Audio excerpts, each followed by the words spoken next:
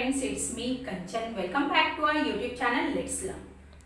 Finally we have completed present tense and I hope आपको अच्छी तरह से present tense समझ में आ गया है और आप में से किसी को भी इसमें कोई भी डाउट नहीं है। तो चलिए अब हम बढ़ते हैं past tense की तरफ। तो गाइस, जिस तरह से हमने प्रेजेंट टेंस के चारों पार्ट्स को कंप्लीट किए हैं उसी तरह से पास्ट टेंस के भी चारों पार्ट्स को अच्छी तरह से समझ कर ही उस पर सेंटेंसेस बनाएंगे। तो चलिए, now first part of past tense is simple past tense. तो गाइस, जिस तरह से सिंपल प्रेजेंट टेंस में अनिश्चितता यानी अनसर्टेनिटी दिखाई देती थी, उसी तरह से सिंपल पास्ट टेंस में भी आपको अनिश्चितता यानी अनसर्टेनिटी दिखाई देगी। जैसे कि वह चला गया, तो इस वाक्य में हम कब गया ये न बताकर भी हम वाक्य पूरा कर सकते हैं और हम बात करते हैं। ओके, जैसे कि उसने खाना खा लिया, वह आ गया, तो इस वाक्यों में आप देख सकते हैं कि अनसर्टेनिटी नजर आ रही है। तो इन सारे वाक्यों को हम सिंपल पास्ट टेंस में या पास्ट इंडेफिनिट टेंस में रखते हैं। तो इतना तो आपको समझ में आ गया होगा कि सिंपल पास्ट टेंस में भी अनसर्टेनिटी होगी ही। अब एक बात और ध्यान दें कि हम कहते हैं प्रेजेंट परफेक्ट टेंस और सिंपल पास्ट टेंस दोनों सेम है।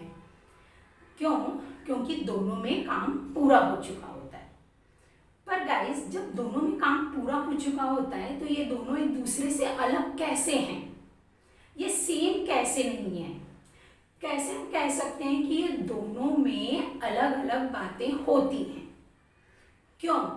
तो गाइस, जब हम देख रहे हैं कि सेंटेंस पूरा हो गया है पर उसका अस्तित्व अब भी प्रेजेंट पर बना हुआ है, तो ऐसे वाक्यों को हम प्रेजेंट परफेक्ट टेंस में रखते हैं। और जिस सेंटेंस का अस्तित्व प्रेजेंट पर से खत्म हो चुका होता है, यानी अब उस क्रिया को होकर ज्यादा समय हो चुका होता है, तो ऐसे वाक्यों को हम सिंपल पास्ट टेंस में रखते हैं। तो ये दोनों सेम नहीं है, ये दोनों एक दूसरे से अलग होते हैं। तो गाइस, जिस तरह से मैंने अभी आपको बताया कि सिंपल पास्ट का एक क्वालिटी है अनसर्टेनिटी, तो वो आपको वाक्य में दिखाई देगी। तो ऐसे वाक्य को ही हम सिंपल पास्ट टेंस में रखेंगे। ओके, तो गाइस एक एग्जांपल ले लेते हैं। देखिए, अभी जैसे कि 4 बज गया है। अब 4 बज गया है, अगर मुझे किसी को पूछना है कि आपने खाना खा लिया, तो वो कहेगा हाँ मैं खाना खा लिया हूँ या मैंने खाना खा लिया, इस तरह से कहेगा। तो गाइस, जब किसी के खाना खा लेने के बाद उसका जो क्रिया हुई है वो प्रेजेंट पर उसका अस्तित्व डाल रही है, यानी जस्ट उसने अभी खाया है तो कहेगा हाँ मैंने खाना खा लिया है, तो वो प्रेजेंट परफेक्ट हो जाता है। अगर वो कह रहा है कि मैंने खाना खा लिया, यानी 1-1:30 बजे हम खाना खा लेते हैं और अब 4 बज रहे हैं, यानी समय ज़्यादा हो चुका है, तो ऐसे वाक्य को हम सिंपल पास्ट टेंस कहते हैं। I hope you have totally understood. Let's see the first part of past tense.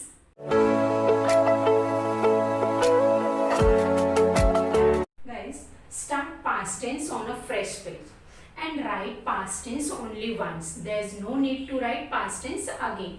Now, first part of past tense is simple past tense. Hindi में कहेंगे सामान्य भूतकाल। Now, first point of simple past tense is positive. So, let's see formula: subject plus second form of the verb plus object. अब यहाँ पर देखिए, second form of the verb दिया है तो वो हर एक सब्जेक्ट के साथ यूज होगा, चाहे सिंगुलर हो या प्लूरल, या फिर फर्स्ट पर्सन, सेकेंड पर्सन या थर्ड पर्सन, हम हर एक के साथ second form of the verb use कर सकते हैं। Okay, now indication of Hindi sentences is या, ए, ई। ओके, अब इतना क्लियर हुआ? Let's see examples. फर्स्ट है मैंने पत्र लिखा। अब यहाँ पर इंडिकेशन देख लेते हैं। यहाँ पर खान यानी आ का साउंड आ रहा है। Okay, now in English, I wrote a letter. यहाँ पर देखिए आई के साथ भी हमने second form of the verb ही यूज किया है. राइट का सेकेंड फॉर्म है wrote. I wrote a letter. Now second है कल शाम बहुत जोर से बारिश हुई. Indication is E. ओके. अब यहाँ पर देखिए बारिश यानी रेन. हम रेन को as a verb as a noun दोनों भी ले सकते हैं, पर यहाँ पर पहले मैं आपको एज अ वर्ब लेकर बताती हूँ. ओके. तो जब हम बारिश को एज अ वर्ब ले रहे हैं तो वो second form of the verb में आ जाएगा यानी रेन्ड. पर बारिश के लिए फिर हम लेंगे it. Okay. So here it rained heavily last evening. Okay, let's see. It rained heavily last evening. इस तरह से आया क्योंकि हमने rain as a verb लिया है. अगर आप rain as a noun ले रहे हैं तो आपका वो subject हो जाएगा. तो यहाँ पे आएगा rain fail heavily last evening, क्योंकि यहाँ पर फिर बारिश गिर रही, इसके लिए हमें बताना होगा. तो फॉल का सेकंड फॉर्म है फेल. ओके. अब यहाँ पर देखिए कल शाम, तो यहाँ पर आपको लास्ट इवनिंग आप ले सकते हैं यस्टरडे इवनिंग, यस्टरडेज इवनिंग. इस तरह से आपको बोलने की कोई ज़रूरत नहीं है. जैसे आप कल रात तो लास्ट नाइट आप लेते हैं, उसी तरह से आप लास्ट इवनिंग ले सकते हैं. क्लियर. नाउ थर्ड है नेहा की सहेली ने उस प्रपोजल को इनकार कर दिया. सो हियर या आगे आपका इंडिकेशन. अब इंग्लिश में देखेंगे. Neha's friend refused that proposal.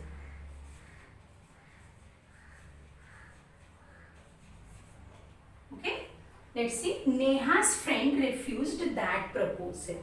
अब यहाँ पर आप देखें नेहा की सहेली के लिए आप नेहा's friend, चाहे वो दोस्त हो या सहेली हो, फ्रेंड ही यूज करते हैं इंग्लिश में. नेहा's friend refused इनकार कर देना, रिफ्यूज करना. ओके. तो यहाँ पर refused that proposal. आप डिनाइड भी बोल सकते हैं. नेहा's friend denied that proposal.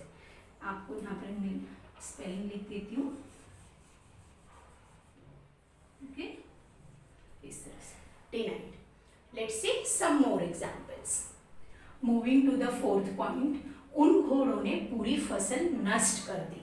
और यू कैन से उन घोड़ों ने पूरी फसल बर्बाद कर डाला. ओके. तो यहाँ पर देखिए नष्ट या फिर बर्बाद करने के लिए एक वर्ब है ruin. Okay. Now let's see in English. Those horses ruined the entire crop. Once more. Those horses ruined the entire crop. यानी पूरी फसल, उसके लिए हमने यहाँ पर लिखा है entire crop. ओके. अब आप यहाँ पर देख सकते हैं गाइस कि जो हमारा second form of the verb है उसे आप अंडरलाइन भी कर सकते हैं ताकि आपको याद रहे. ओके. Now fifth. उसके हार में लगा हीरा दूर से ही चमक गया. और उसके हार में लगा हीरा दूर से ही चमक उठा. इस तरह से भी आप कह सकते हैं. Diamond in her necklace shone from afar, या फिर diamond in her necklace shone from a distance. आप इस तरह से भी कह सकते हैं. So here distance.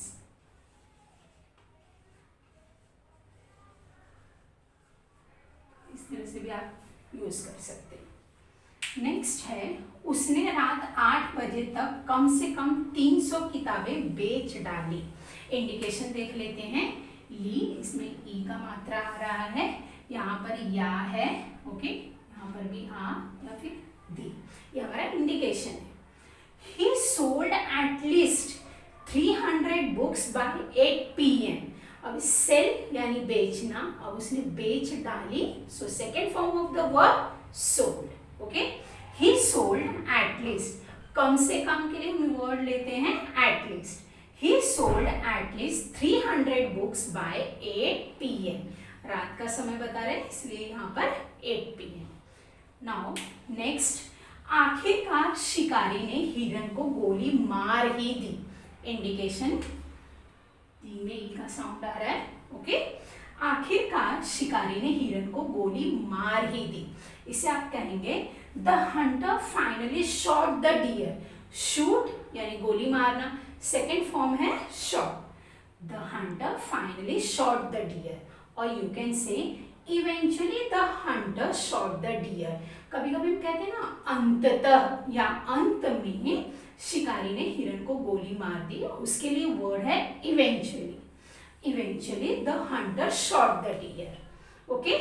Now 8th, कल रात मैं 3 बजे सोई। हम कभी कभी किसी को कहते हैं ना रात भर मुझे नींद नहीं आई, कल रात मैं 3 बजे सोई, तो आप कहेंगे इंग्लिश में I slept at 3 o'clock last night। Indication हमारा ई है और स्लीप का सेकेंड फॉर्म है slept। I slept at 3 o'clock last night। तो guys, here our topic is finished. If you have any doubt, please comment, and if you like this video, then give a thumbs up, and please share with your friends too.